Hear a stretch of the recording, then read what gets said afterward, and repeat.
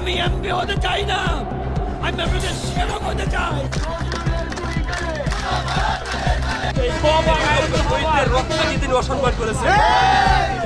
আসসালামু আলাইকুম ভিউয়ার্স, দেশ ও দেশের বাহির থেকে যারা আমার ভিডিওটি প্লে করেছেন জানাচ্ছি আন্তরিক শুভেচ্ছা ও অভিনন্দন। আশা করি সবাই ভালো আছেন, সুস্থ আছেন, আলহামদুলিল্লাহ। তো ভিউয়ার্স, সাতক্ষীরা 4 আসনের জামাতের এমপি গাজী নজরুল ইসলামকে জামাতি ইসলাম দল থেকে বহিষ্কার করা হয়েছে। শুধু তাই নয়, তার এমপিও পদ থেকে তথা সংসদ সদস্য পদ থেকেও তাকে অতি দ্রুত পদত্যাগ করার আহ্বান জানিয়েছেন জামাতি ইসলামী দল। দর্শক, এই মুহূর্তে শুধুমাত্র কিছু ভুলের কারণে দেখেন একজন ব্যক্তি কত উচ্চ মর্যাদা সম্পন্ন ক্ষমতাধর হওয়ার পরেও কত নিচে নেমে গেল। এই মুহূর্তে আমরা জানবো যে এই এমপিকে নিয়ে আসলে নারী চক্রের কোনো ফাঁদ রয়েছে নাকি আসলে সে চারিত্রিক দিক থেকেই তার এত বড় অধপতন ঘটে গিয়েছে, কি রয়েছে এর পেছনের মূল গল্প আমরা একটু বিস্তারিত আপডেট জানবো রিপোর্টে। সো ভিডিওতে যাওয়ার আগে ছোট রিকোয়েস্ট করবো, যারা চ্যানেলটি সাবস্ক্রাইব করেননি সকল আপডেট সবার আগে জানতে অবশ্যই চ্যানেলটি সাবস্ক্রাইব করে পাশে রাখবেন। দর্শক আসুন স্ক্রিনে। আমি এমপি হতে চাই না, আমি আপনাদের সেবক হতে চাই। নৈতিক স্খলনের দায়ে অবশেষে বাংলাদেশ জামায়াতে ইসলামী থেকে বহিষ্কার হলেন সাতক্ষীরা 4 আসনের সংসদ সদস্য গাজী মোহাম্মদ নজরুল ইসলাম। দলটির গঠনতন্ত্রের 62 নম্বর ধারা অনুযায়ী দলের কেন্দ্রীয় নির্বাহী পরিষদের জরুরি বৈঠকে তাকে বহিষ্কারের সিদ্ধান্ত নেওয়া হয়। আমরা অবঞ্চিত ঘোষণা করতে চাই। এই শ্যামনগরের আবহাওয়ার মানুষ যারা জান্নাতের প্রলোভন দেখিয়ে জান্নাতের টিকিট দেওয়ার নাম করে আমাদের মা বোনেদের আমাদের ভোট নিয়ে গেছে, আমাদের সাথে প্রতারণা করেছে। এই সমস্ত প্রতারকদেরকে যারা নিশিরাতে যারা এভাবেই মানুষের দুয়ারে দুয়ারে ভোট চাওয়ার নাম করে আমার মা বোনের ইজ্জত হরণ করে, আমি জামাতে সর্বোত্তম নেতাদের কাছে জানতে চাই যে আপনাদের প্রথম স্ত্রী আছে আমরা জানি, এরপরে কড়া করে স্ত্রী আছে, এটা আপনারা আমাদের ইউনিয়ন পরিষদে এবং উপজেলায় নোটিশ করবেন যে আপনাদের প্রথম স্ত্রীর পরে যদি আপনারা ধরা খান আরো 5টা স্ত্রী আপনাদের আছে। সাতক্ষীরা জামাত ইসলামের এমপি সাহেবের ঘটনা আপনারা সবাই দেখেছেন। গেল 2 দিন ধরে তার এই ভিডিও নিয়ে যদি কনক্লুশনে আসি তাহলে বিষয়টা এরকম দাঁড়াবে যে ইয়েস, এই ভিডিওটা সত্য, তিনি অপরাধ করেছেন। তার এই এখন সে বিয়ে করেছে বা বিয়ে করবে, ওই মেয়ের সাথে যেই ঘরের ভিতরে যেটা নিয়ে কয়েকজন আপনার বাকবিতণ্ডা করছে, সেই ভিডিওটা দেখেও আমার যেটা মনে হয়েছে যে মেয়েটা স্বেচ্ছায় তার সাথে গিয়েছে এবং সম্ভবত বিয়ে হয়তো হয়েছে বা বিয়ে করতেও বোধহয় ওই মেয়ের কোনো সমস্যা নাই, এরকম কিছু একটা। কিন্তু তারা যেটা করেছে সেটা গোপনে করেছে, গোপনে আরেক জায়গায় গিয়ে করতে চেয়েছে। তো এটা বিবাহ বহির্ভূত হোক বা বিবাহ করেই হোক, যেটাই হোক, জামাত ইসলামের একজন নেতা এইটা যেটা করেছে এটা অপরাধ। অন্তত জামাত ইসলামের কাছে এটা বাংলাদেশের মানুষ আশা করে না। আমার বেশিরভাগ ফলোয়ার, আমাকে যারা পছন্দ করে, আমি যদি বিএনপিকে ধরি, বিএনপি আমাকে এই মুহূর্তে যদিও, যেহেতু আমি তাদের একটা অবস্থান নিয়েছিলাম নির্বাচনের সময়, তারা আমাকে হয়তো এখন 80 ভাগ বা 90 ভাগ মানুষ আমাকে পছন্দ করে। বাদ বাকিরা তাদের আমার প্রতি ক্ষোভ আছে, অভিমান আছে, অভিযোগ আছে। বাট তারাও ভারত বিরোধিতার কারণে আমার প্রতি তাদের ভালোবাসা আছে। বাট জামাত ইসলামকে যদি জিজ্ঞেস করি, আমি মনে করি যে শতভাগ জামাত ইসলামের নেতা কর্মী তারা আমাকে পছন্দ করে। তো তাদের প্রতি আমার সত্যি খারাপ লাগছে যে এরকম একজন বয়স্ক মানুষ আমাকে যদি জিজ্ঞেস করেন, ভাই আমি সত্যি কথা আমি মারা যাইতাম, আমার পক্ষে পৃথিবীতে বেঁচে থাকা এরপরে এটা সম্ভব হইতো না।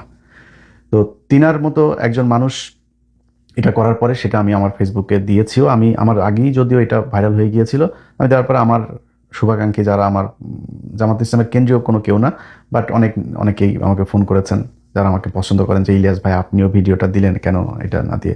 দেখেন ভাই, আপনাদের একটা কথা বলি, জামাত ইসলাম ফেরেশতাদের দল না, এটা মানুষের দল। সাহাবীদের ভেতরেও কিন্তু আমি যদি একজনের কথা বলি, মুয়াবিয়া রাদিয়াল্লাহু তাআলা আনহুর কথা বলি, তার পক্ষে বিপক্ষে কিন্তু কথা আছে। হ্যাঁ, অনেকে মনে করেন তিনি আমাদের একজন বিশাল সম্মানিত একজন ইমামকে তিনি হত্যার সাথেও জড়িত, অনেকেই বলে থাকেন। তো আমি ওই বিতর্কে যাচ্ছি না, সেটা বলার জন্য বাংলাদেশের অনেক আলেম আছে, তারা এটা নিয়ে কথা বলেন। তো জামাত ইসলাম সাহাবীদের, মানে জামাত ইসলাম না, আমরা তো বহু পরে, আমরা সাহাবীদের পায়ের নখের সমান যোগ্য আমরা না। তো তারা যদি ভুল করতে পারেন তাহলে আমরা, এটা জামাত ইসলামের মতো একটা সংগঠন বা আমাদের মতো সাধারণ মানুষ, আমরা ভুল করতেই পারি, এটা খুবই স্বাভাবিক একটা ব্যাপার। আমি মনে করি ভাই, আপনাদের এই দায় ঘাড়ের মধ্যে না নিয়ে আপনি তাকে পানিশমেন্ট দেন। আপনাদের এইভাবে বলা উচিত যে জামাত ইসলাম একটা মানুষের দল, আমরা মানুষ মাত্রই ভুল হইতে পারে, তো আমরা তাকে পানিশমেন্ট দিয়েছি, দল থেকে পদত্যাগ বহিষ্কার করেছি, ব্যাস শেষ। এই পর্যন্তই। এরপরে সে বিষয়টা নিয়ে, যেহেতু বাংলাদেশ শরিয়া আইন হইলে তো তাকে হত্যাই করা হইতো, তো আমি মনে করি এখন সে তার বিষয়টা আল্লাহর সাথে ডিল করুক। আল্লাহ যদি তাকে ক্ষমা করেন বা তিনি যদি আসলে বিয়ে করে থাকেন, তাহলে তাকে বিয়ে করে ঘরে নিয়ে যাক। অনেকেই বলছেন যে তার বয়স এত, বয়স ওনার মেয়েটার বয়স ছোট ভাই শাওন যখন দাদার সাথে যায় লুটুপুটু খেলে তখন বয়স হয় না? শাওনের বয়স তো ছোট, শাওনের দাদার চাইতে শাওনের বয়স হুমায়ুন আহমেদ কাকার চাইতে তার বয়স ছোট ছিল না? তো দাদার সাথে সে খেলে নাই, আগাম কুগাম করে নাই, মুনাসপল্লি টলি বিভিন্ন জায়গায় খেলা টেলা তো আগেই করছে, করে তারপরে যা বিয়ে করছে। তো এগুলোতে সমস্যা হয়নি, জামাত ইসলাম উনি করছে, এই জন্য সমস্যা হয়েছে। এখন জামাত ইসলামের ভাইদেরকে বলবো, জামাত ইসলামের নীতি নির্ধারণী পর্যায়ে যারা আছে তাদেরকেও বলবো যে ভাই ওনার পানিশমেন্ট দেন, ওনার দল থেকে বহিষ্কার করে তারপরে আপনি কলঙ্কমুক্ত হন। জামাত ইসলামের ভাই খালি উনি একা না, আমি সরাসরি বলি, ওনার মতো এরকম আরো 4 জন 5 জন 10 জন 20 জন থাকতে পারে। এই একই কাজ তারা হয়তো গোপনে করছে, ধরা পড়ে নাই তাই ভালো। আমাদের বাংলাদেশে একটা সমস্যা হলো যে ধরা না পড়ছে যে সে ততক্ষণ পর্যন্ত সে ফেরেশতা, ধরা পড়লে তার মতো অপরাধ আর কেউ করে নাই। সবাই এখন উঠে পড়ে লাগছে জামাত ইসলামের ওই লোকের বিরুদ্ধে, সবাই অ্যাজ ইফ মানে বাংলাদেশের মানুষ মেয়েদের দিকে চোখ তুলে তাকায় না। অবাক হয়ে দেখতেছি ভাই, গোলাম ময়লা রনির মতো লোক যে বড় বউকে বলছে যে আমার মেশিন চলে না, ছোট বউর সাথে যায় মেশিন চালায়। আমার ইউটিউবে আছে, এখন আমার ইউটিউব চ্যানেলে যায়েন, সেখানে তার সেই ছোট বউয়ের পুরো অডিও আছে। ছোট বউরে বলছে যে ছোট বউর সাথে মেশিন চালায়, বড় বউরে বলছে আমার মেশিন কিন্তু ঠিক নাই। শুনছেন না? এই কথা তার নিজের বউ বলছে। তো সে গোলাম মাওলা রনির মতো একটা লোক, কালকে আমি এই কিছুক্ষণ আগে একটা পেজে আপনার তার আমার টাইম লাইনে এসছে, সেখানে দেখি যে সে আমিরকে নিয়ে, জামাতের আমিরকে নিয়ে একটা পোস্ট দিয়েছেন। তো আমি সেখানে গেলাম, যাওয়ার পরে দেখেছি 8-10টা পোস্ট করেছে শুধু এই সাতক্ষীরার এমপি সাহেবের এটার বিষয়। স্ক্রিন আমরা সে সম্পর্কে বিস্তারিত জানাম, এই বিষয়ে আপনাদের মতামত কমেন্টে জানাবেন, কেউ ভিডিওটি স্কিপ করবেন না। জামাতে ইসলামের এই এমপি গাজী নজরুল ইসলামের আরো বিগত দিনের আমলনামা যদি একটু নজর দিয়ে দেখা হয় তাহলে বের হবে আরো কিছু রহস্যময় তথ্য।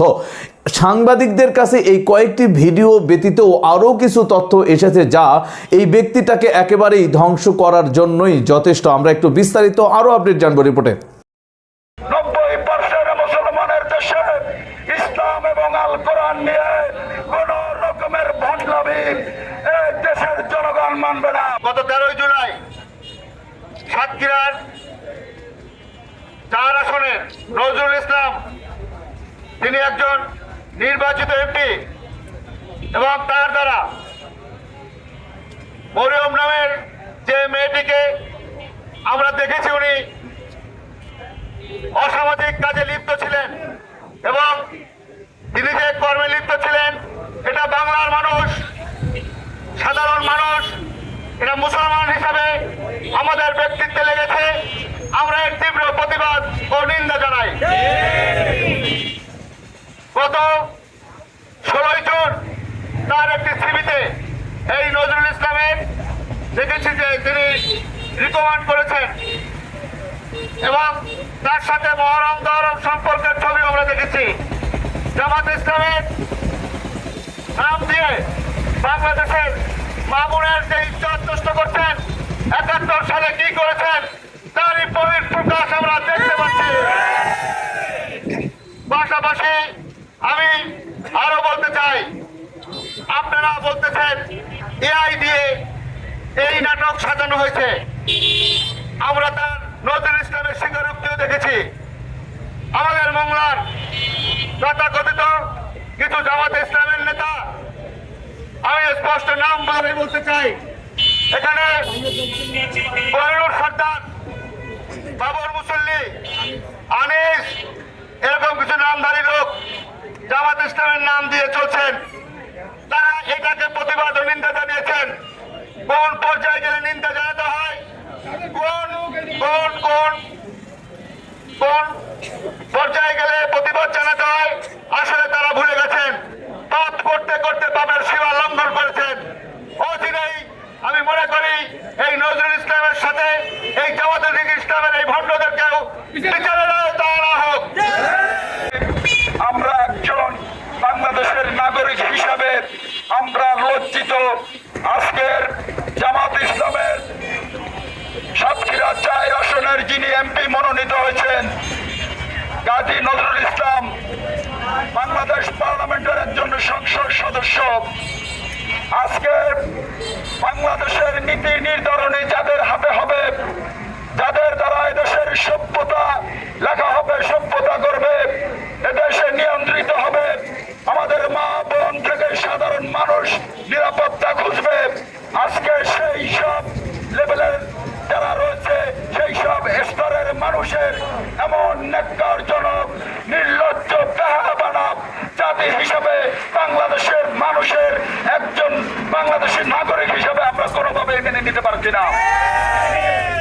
আমরা ধিক্কার জানাই সেই সকল মানুষদের যারা তাদের লেবাসের আড়ালে তাদের কালো চরিত্র, যারা তাদের লেবাসের আড়ালে যারা পশুত্ব ঢেকে রেখেছে, ভণ্ডামি করছে জাতির সাথে।